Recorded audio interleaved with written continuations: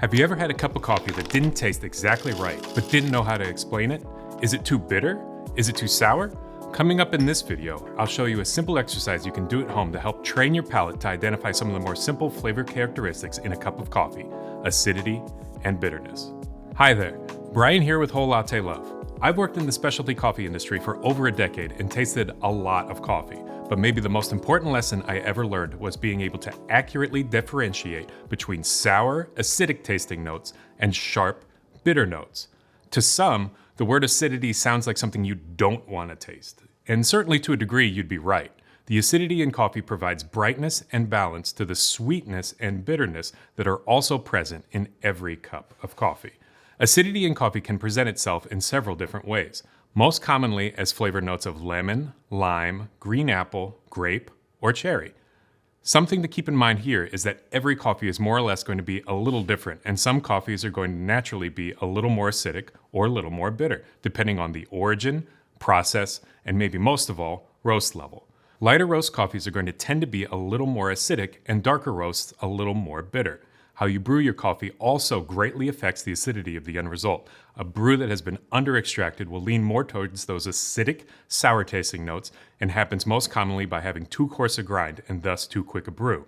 The hot water extracts the acidic flavors from the coffee first, so if the water and the coffee aren't given enough time to spend together, the sweetness and the body of the coffee aren't given the chance to come out into your final cup. And that brings us to bitterness. Bitterness in coffee is unfortunately what turns a lot of people off of coffee in the first place. Commodity roasted coffees found in gas stations, diners, and grocery stores across the country have for decades been produced in a way that minimizes the coffee's acidity in order to maximize its shelf life. Without that acidity, your coffee will end up being unbalanced and bitter. Bitter tasting notes in coffee tend to present as dark chocolate, spices like cinnamon, and roasted nuts. Caffeine content also plays a part in the perceived bitterness of a coffee, with more caffeinated Robusta coffees tending to be a little more bitter than less caffeinated Arabica coffees. A brew that has been over-extracted will also taste bitter. Inversely to overly acidic, under-extracted brews, over-extraction most commonly occurs when your grind size is too fine, thus creating longer brew times.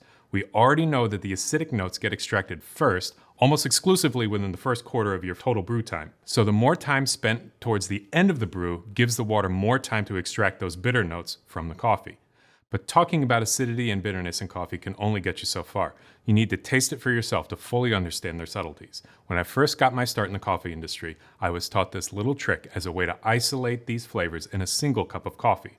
For this demonstration, I'm going to use our Whole Latte Love Colombia Tolima single origin coffee, the Chiato Hoop coffee brewer, and an EMB Lab drip station. Using a light to medium roast coffee or a coffee with a decent level of acidity to begin with will help make this experiment more redeeming. You could also use an automatic coffee maker or even an espresso machine to do this as well, but I found this way to be the easiest for demonstration purposes. If you want a more in-depth description on how easy it is to use the hoop, you can follow my link up in the corner for my review of it. Now, I've dialed in this coffee for a 1:15 coffee to water ratio using 15 grams of ground coffee and 225 grams of water, with a total brew time of around 3 minutes. After adding the full 225 grams of brew water to the hoop, let it brew as usual. But when it gets to 1 minute, swap out for the second cup. Do the same at 2 minutes and then just let the brew finish. The end result here is 3 cups of the same coffee, one containing the first third of the brew, the second containing the middle, and the third containing the completion of the brew. Now comes the fun part. In tasting the first cup,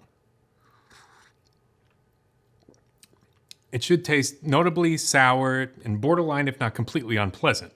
Now, keep that flavor in your mind and move on to the second cup. Most, if not all of the acidity should be gone, and it should begin to taste a little sweeter and a little more dry on the palate. This one should taste fairly similar to how the coffee tastes when it's properly made, however, notably more dull. Now, moving on to the last cup, the bitter flavors of the coffee are now front and center with a heavy, watery body and a dryness similar to a dark red wine.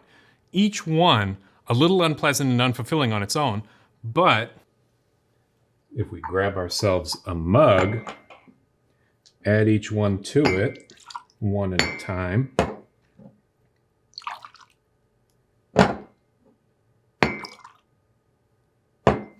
Give it a quick stir.